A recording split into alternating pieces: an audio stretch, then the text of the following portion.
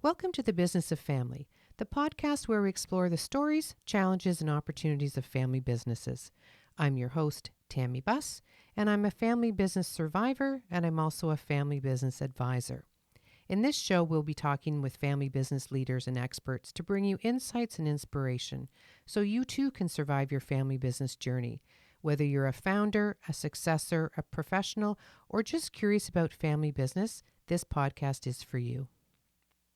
So today our guest is Luke Hansen-MacDonald, and Luke is the president of his family's family office, HanMac Capital. So we're very pleased to have him here. Luke holds an MBA from the University of Toronto and an ICD.D designation in board governance, which I'm sure we'll talk a little bit more about later. He's a certified artificial intelligence trainer and hosts education sessions for entrepreneurs and senior leaders in Atlantic Canada. Luke lives in Halifax and with his wife and two daughters. And now the conversation today is going to be about Luke's family business because Luke began working in his family business as a teenager in the summer jobs. And he's a second generation family member in the family office. So anyway, very pleased to have you here today, Luke. Welcome. Thank you so much for having me. I'm honored. Well, I'm glad you could make it. So listen, tell me a little bit about your journey to being the president of your family's family office. That's a bit of a, tongue twister, the family's family office. Absolutely. So I'm from Halifax, Nova Scotia. Like you said, I grew up, doing some summer jobs in my family business since I was a teenager. We had a small coffee shop and convenience store that my aunt ran. And, I'd be packing away cigarettes when I was 14 or 15. I don't know if that's legal or not, but I was. It's too late. I think the statutes of limitations have passed on that. So you're good. Exactly. And then as I got older, I did or worked for our seafood business, packing lobsters, while I was in university. But I originally actually did not join the family business. I, wanted to go out on my own. Me and my brother started a digital media business. And we focused on making basically online content in the early days of YouTube. So it was a lot of corporate content and then eventually more so music videos.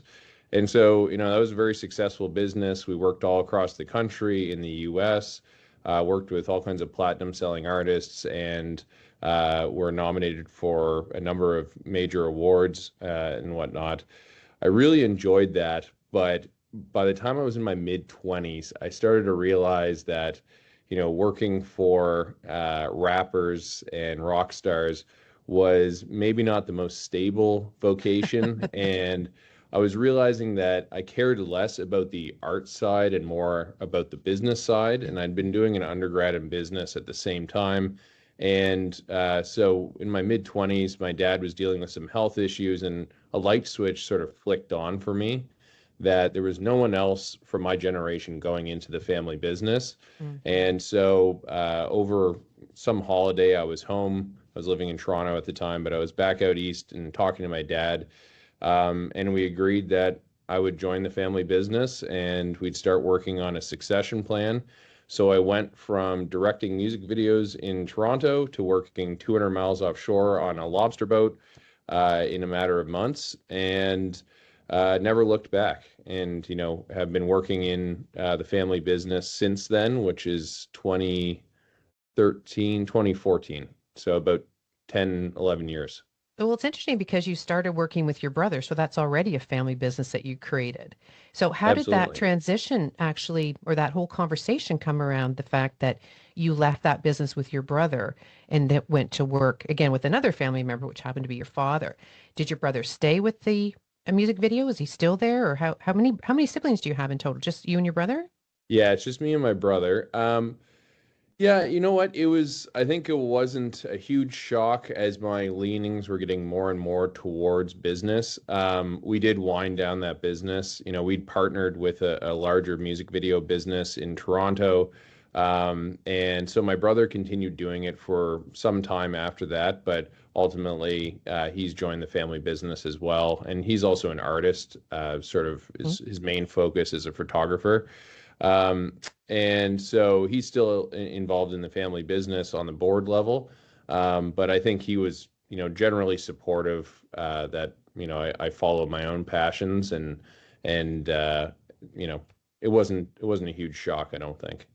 So tell me about the evolution of your family business. So you said you were out, offshore 200 miles working in a lobster boat. So tell me about that business and how that business started and where it is today.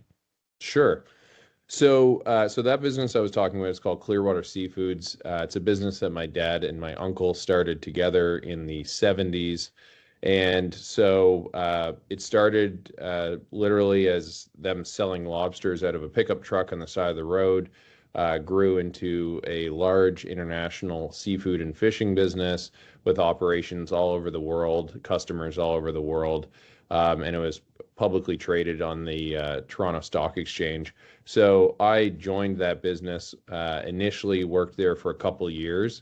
We had a number of other entrepreneurial ventures in uh, one was in telecom and the other one was in omega-3 production.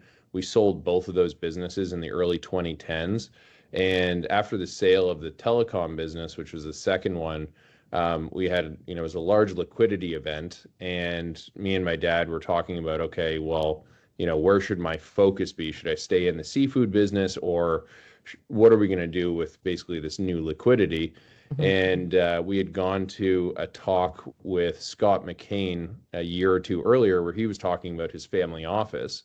And me and my dad decided with my family that it was the right choice to sort of let's figure out a more proactive way to handle succession and come up with a more diversified investment theory or a thesis. And so we created HanMac Capital, and that's really the core of our family business today. Mhm. We were still very active in the seafood business for a number of years after that, albeit I was in the family office, and my dad was the chairman of Clearwater. But we actually sold Clearwater. It will be 4 years ago this Saturday, and I know that because it's on my daughter's birthday. She was Oh, born the day that we sold the business. great. Well, I want to hear more about that evolution, but I want to go back one step and say your dad and your uncle. So, what happened to that relationship? Is your uncle still involved? Are there cousins involved? Like, what happened with that after the liquidity? So there were, funny enough, my dad started it with his brother-in-law, Oh, John brother-in-law. Risley, Sorry, that was his brother. and and then his blood brother actually became a major investor in the business in around 2008. And what had happened was that my uh, his blood brother, as in my uncle, he had become an entrepreneur in his own right in the cell phone business. And in 2008, we went through a big crisis. The business almost went belly up, and we had a hostile takeover situation happen.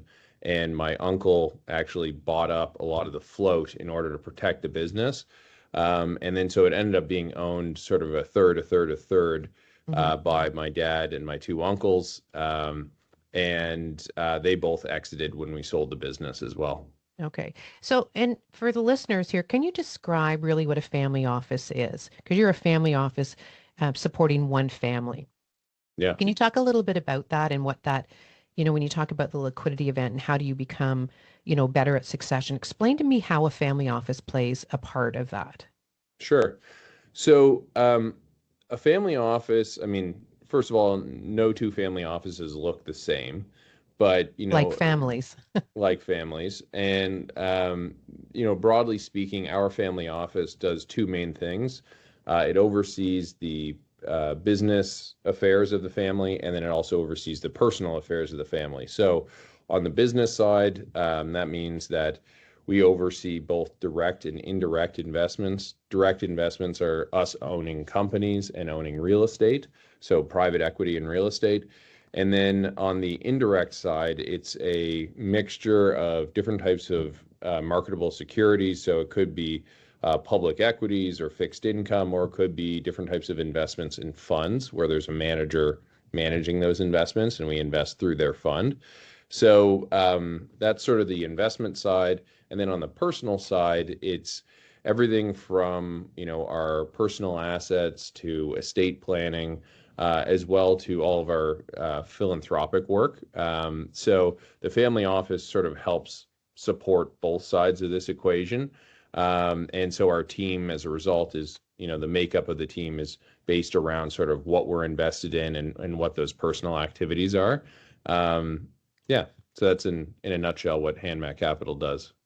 Okay. I think that's interesting because I think family office sounds so broad. Like what's a family office? And I think that explanation a little bit from the personal side and the business side sort of helps our listeners say, look at I've got this liquidity event or I have these assets. What do I do with them?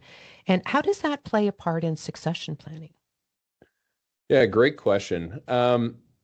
So again, it's different with every family, but what we've found is that our family office has a third-party CEO. So I'm the president, but we have a third-party CEO who had worked for us previously.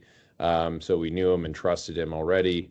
He's from much more of a finance background, which has been very helpful as we've built out our family office. But he plays a key role even with the dynamics of the family. So our board is my mom, my dad, me, and my brother. So you can imagine how that would be ripe for dysfunction. As a Luckily, family business advisor, absolutely. I absolutely, facilitate a lot of those meetings. exactly.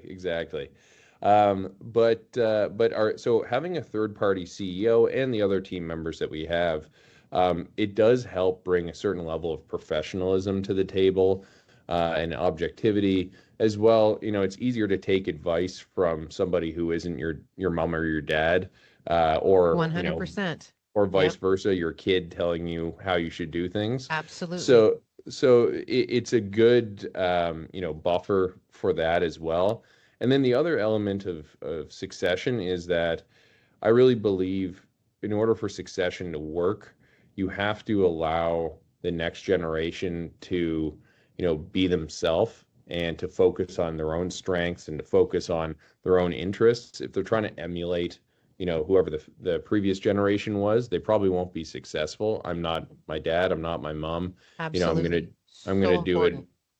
and so if I'm gonna get, really good at whatever I'm doing, it needs to be in a way that I feel fulfilled. And the good thing about a family office is there's many different facets to the business, and you know perhaps you want to focus on the philanthropic side, or perhaps you want to focus on more at a family board level, with family engagement, or maybe you're really good at a particular vertical that you're invested in, or just in real estate, or whatever it may be. So it's been very helpful as it's allowed me to, work in a lot of different capacities and still explore, where I'm really the best fit. And so with the family office, you have the four of you who are on the board. But are the four of you involved? I know you're involved, obviously, as the president.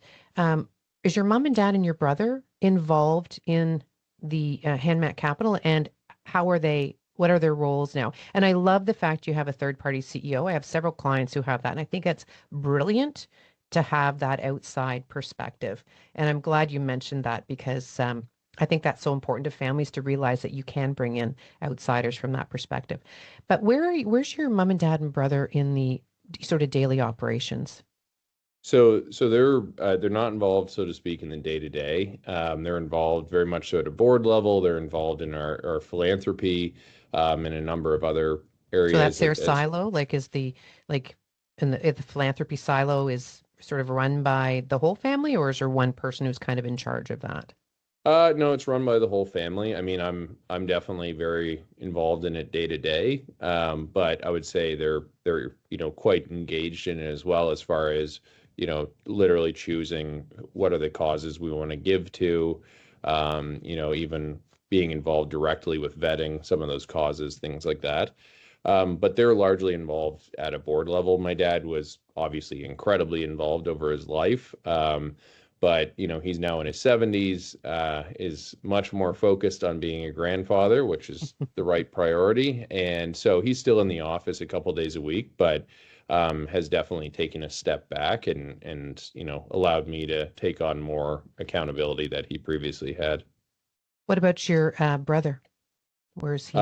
Like I said, he's very involved at a board level. Just Him and okay. I, are constantly talking about the business. And he gets involved in certain projects that fit his skills or his interests. but is largely at that board level. And then, which is still, don't get me wrong, a lot of work because you got to be talking constantly about, what you want that asset allocation to look like, making decisions on the personal side of things, and also figuring out where you're going to go down the road. And, as my parents are now in their 70s, they're very much so in the getting less engaged stage of their life. And so somebody has to fill that void. And me and my brother are, especially over the last couple of years, spending a lot more time talking about where are we going with HanMac Capital. Right. And, when you talk about board level, that brings the word governance, which sort of scares people. And it's like, what is governance? So I noticed that your ICD.D is a degree in governance. Tell me a little bit about that. And when people talk about governance, I try to say it was just how you make decisions, right? It's try to make Yeah. it easy. I think I try to remove governance from my vocabulary because it sounds very intimidating, right? But it's Yeah. just the rules and behavior. So tell me a little bit about that designation. Sure. And I agree with you. Governance is business speak and, sounds boring and drives a lot of people away from it. But I think you summed it up well. So ICD.D is a designation that was created by University of Toronto at Rotman. It's now available across the country. So they have all kinds of partner schools that you can go and take local versions of it. And so it's a designation where it really helps prepare you for working at a board level. And the big thing about working at a board level is, what you sort of learn on day one of this designation is the concept of noses in, fingers out. So, as a board, you're not involved in day-to-day management, which many people who make up boards for good reason come from day-to-day management, they're executives, et cetera. And so it's difficult to go through that transition and to learn how do you support the CEO and the executive team? What are your responsibilities? What are the tools you can use, et cetera. And this designation does a great job of sort of teaching you what are the best practices and how you can be most effective. So I would strongly suggest it for anybody, whether you're on a private board, or you're on a charity board, you're on a public company board. It gave me a lot to think about, and there was definitely a bunch of liability at a board level I maybe didn't understand and respect. Yeah. But it also allows you to be in a room with a lot of other people that are in a wide variety of board environments, government boards, charity boards, et cetera, that I otherwise wouldn't have had the perspective on. So I really enjoyed it, and I'm still actually very close with a lot of the people I met in the program. So I would strongly suggest it. I think that's fabulous because we focus as family business advisors, we focus on the three circle model, which was developed in Harvard Yeah, back in the 70s, absolutely. right? And that ownership piece, when you're first, and we deal mainly with first and second generation family businesses because they don't have the policies and procedures and the governance in place. So we spend a lot of time sort of explaining the ownership roles, even if you only have one owner, right? So you're not a large corporation, you've got a lot of different owners. But if mom or dad or maybe jointly are the owners, but they're working in the business in their family, it becomes quite complicated. And we really stress to understand the difference between an ownership role and the responsibilities and working in the business roles and responsibilities. And I think that having the governance, because when you say governance, people go, oh, I don't know what that, it's too complicated. But it's like, how do you start to put policies and procedures in? So you're a second generation in this business that you have. At what point did was it after the sale, the liquidation of the three companies that you thought, oh, I should go get this designation to understand more? Because I think what we try to encourage is our families to say, look, here's the whole enchilada, right? Maybe you're missing a few pieces and you can go get that extra, education or knowledge to help, steer the business moving forward, whatever that looks like. So Mhm. when did you decide that you should go get this governance It was designation? it was so I lived in Toronto for 5 years running one of our investments, a business called Axis Automation Group, which is a industrial manufacturing company. And so that was from 2018 to 2023, thereabouts. And so after I'd been the CEO of that business for a while, and I moved back home a couple of years ago, really to finish succession with my father. Um, or move on to the next phase of succession, I guess you could say, I realized I was going to be in a position where I was going to have a lot more of an instrumental role on my family board, as well as I was going to be playing a key role on multiple of the investments we have boards. So I'm the chairman of that company I used to be a CEO of, as an example. And I realized that it was an area that I didn't have a lot of experience. I had sort of only learned what I learned from my own family boards that I'd been part of, and figured that there was probably some gaps there. And I literally sat down when I moved into this new role as president of HanMac Capital and wrote out a scorecard for myself of sort of like, what are the skills I need to do this job, and where am I, competence wise on each of them, like as far as where have I spent time. And I went through and sort of listed out where there were gaps and what I was going to do to fill those gaps. One of which was this, gap on understanding board governance. And so found a program that fit with that, which was ICD.D. Interesting. So I just want to take another step back again and look at the family office, sort of how it's set up. So as you mentioned, the family office's responsibility, sorry, excuse me. The family office responsibility is to look after the family in one capacity. And on the other side, it's to manage the wealth, right? To do the Yep. investing. So tell me how the wealth is, sorry, how you actually determine what it is you're investing in, because you're a family business, you have your core values, your mission, your vision, all that stuff. And how do you determine what you're going to invest in, or how do you find those investments, and who's responsible for that sort of element of the business? So at a high level, we look at it as the overall allocation, broken into those different categories I talked about. So direct versus indirect, as well. We look at it as private equity versus real estate versus public equity versus fixed income, et cetera. And using that lens, we are able to look at what is a reasonable rate of return for each of those different areas. Another big thing for us is understanding what the liquidity profile of those are. So there's a certain amount of money we need to fund our family office, to fund our personal lives, et cetera, to fund our charitable giving. And, if all of your investments are in, for example, real estate, and that real estate is not throwing off any cash, and it's all about capital appreciation over a 10, 20-year period, well, you could get into a real problem if you need a certain amount of money per year.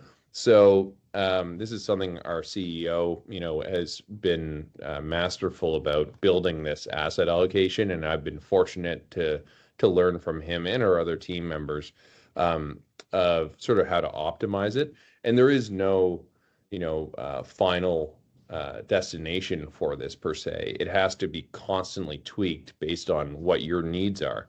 So, depending on what you think's going on in the market, depending on what that, spending needs are in the short term, et cetera, and also depending on what your values are, or what you care about, it changes over time. So it's something we revisit regularly, at least a couple times a year.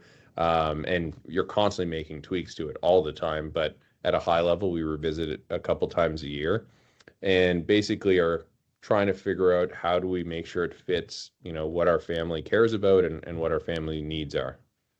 And would you ever consider, when you're looking at this element of, investing in companies, would you ever consider buying a company and then being part of that company, as opposed to just an investment in the company, like going in and running the company, like growing the business from a different angle? Has that ever been something that? It, well, and that is what I did, is that so we bought a company, Axis Automation Group, in Ontario in 2018. And The CEO is still our partner, or the founder and CEO when we bought it, was looking to retire. He's still our partner, so he stayed in as a minority partner. And I went and ran that business for 5 years, acquired a business in the US while I was there, went through COVID and, all kinds of different challenging times, and I learned a great deal. So yeah, I did do that, and it was the best learning experience of my life, for sure, when it comes to business. But I also learned that it's difficult for me as a family member to keep my eye on the overall picture if I'm really narrowly focused on something like that. So I'm not saying I wouldn't do it again, but the role I'm in right now, especially with my parents stepping back, is taking most of my capacity. And then outside of that, I'm doing my podcast, I'm doing some Mhm. stuff in the AI world.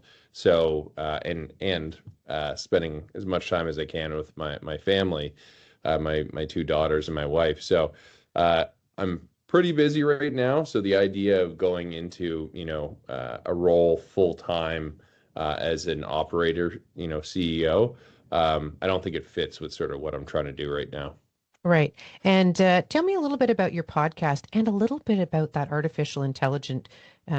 intelligence trainer. Like, what does that Sure. mean? Yeah, absolutely. So the podcast is called Beyond the Family Business.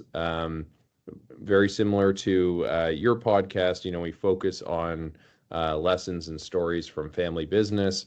I started it, honestly, I started it just about a year ago, and the reason was when I first moved back and took on this role as president of HanMac, I realized that my network of other family businesses could be stronger as well. There was a lot of unique challenges I was facing that I know other people are going through, but I couldn't find a great resource for, what other people did and or other advice. And so decided to start this podcast. It's been going great. I've been able to connect with family business members from all over the world, as well as family business advisors like yourself, and excited to have you on my show as well. And so yeah, the goal really is to create a resource for family business members or people that are working in family businesses, and also build my own brand in the meantime, and hopefully connect with some other family businesses around the world that maybe we can work together in the future. Fabulous. And I find this fascinating that AI trainer is Sure. in this. It just kind of like, where does that fit into this whole thing? Yeah, good question. Uh, when I was the CEO of our automation business, Axis Automation Group, I'd started to look into AI back in like 2019, and I was trying to figure out how I could use it in the machinery that we were producing. We did stuff with basically CNC and robotic machinery. So I was trying to figure out how AI could fit into that world. And at the time, AI was this huge, complex thing that unless you were Google or, some massive company, it was very difficult to understand how it would benefit the average business. Over time, I've done all kinds of different trainings at MIT, U of T, Google, Deloitte, et cetera, and really learned where does it fit with the average small to medium sized business. And it's really been since ChatGPT and its competitors have come out that there's a lot more applications that actually add value to the average small medium sized business. So in my own journey, I'm trying to figure this out for myself. I became certified as a trainer to train my own employees, Mm. and I actually started to do some trainings in Atlantic, Canada. So I've now trained over 100 CEOs and executives in AI. It's not my full-time gig. I have a lot of other stuff on the I go, was going to but say, how do you even have time for that? the good thing about it, honestly, is it connects you with people that are also trying to implement AI, which is great. And then the other part is it I don't think forces you me have a to, choice. Like, I think you yeah, have to. You have to embrace it or it will embrace you. Like, it smother a you, hundred right? percent. And that's the thing, is that right now in the public, AI is getting a bit overhyped. There's this usual hype cycle, or the Dunning-Kruger curve is something I subscribe to, which is the idea that you sort of have this moment of everybody believing it's going to change the world, and then like the internet, you have a bubble pop, and then it drops into a valley of despair where everyone thinks this technology is worth nothing and it's never going to be anything. But then Or they're there's an scared of it. actual, yeah, they're scared of it. And then there's a gradual adoption, which is probably the correct, trend line that should have happened in the first place. In order to stay on top of AI, you need to be constantly paying attention to it, regardless of what the public is saying about the hype or not. And doing these trainings sort of forces me to stay on the leading edge of it. That's amazing. I do think that that is a very timely topic. There's so much going on, and there's from two different sides. One is don't use it, one is use it, and here are the downsides. But anyway, so we're out of time, but I do like to end with asking you to give 3 pieces of advice that you would give to any family business or to, Sure. second gens in the family. What are the 3 biggest pieces of advice? So, the first one I would say is that if you are the older generation and you want to engage the next generation, you need to figure out a way to allow them to contribute meaningfully on their own terms. So it may not be the same way that you did it, but you need to allow them to have a voice and they have to be able to use their own strengths and their own interests. The second piece of advice I would say is that if you're the next generation, you have to take accountability for building your own informed perspective. You can't just rest on your laurels and say, hey, I got a shoe in the door and I'm going to start making decisions. From my own experience, making decisions without enough experience results in a lot of learning that can be quite painful, Yes. some of which is necessary, Lessons, but those hard lessons.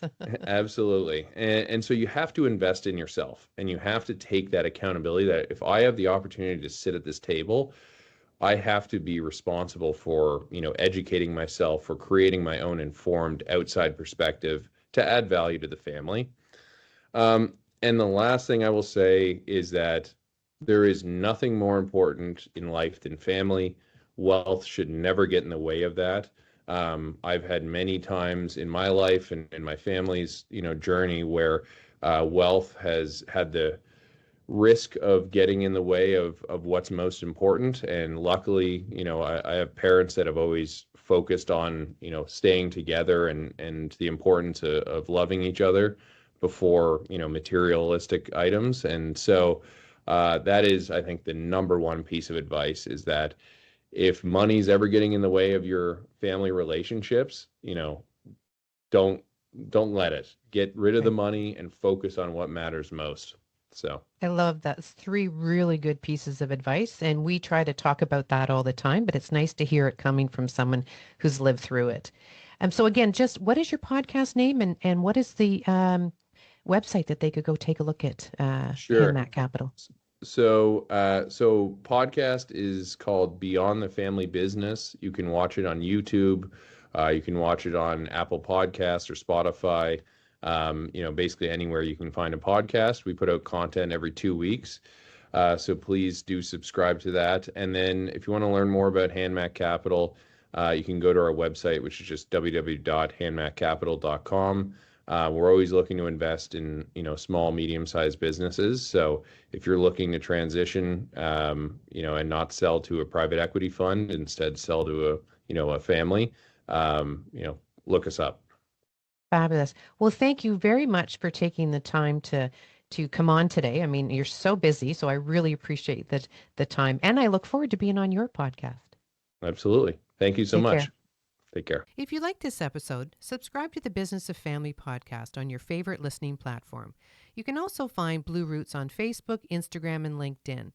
On the next show, I'll be back with another amazing guest who will inspire you with their family business insights. Until then, take care and keep it in the family.